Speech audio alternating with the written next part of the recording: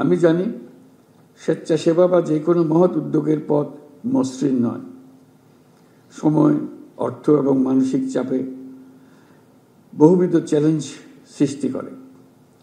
এর মধ্যে দিয়েই আমাদের ধৈর্য, সহনশীলতা ও নেতৃত্বের মতো মহৎ গুণাবলী অর্জন করে নিতে হবে।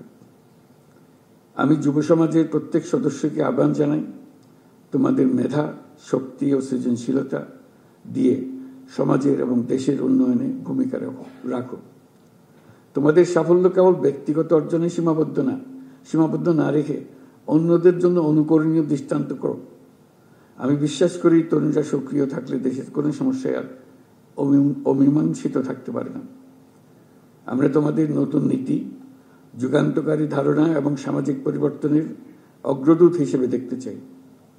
তোমাদের সম্মিলিত প্রয়াসেই বাংলাদেশ একটি উন্নত, মানবিক এবং উদ্ভাবনী রাষ্ট্র হিসেবে বিশ্বে মাথা উঁচু করে দাঁড়াতে পারবে।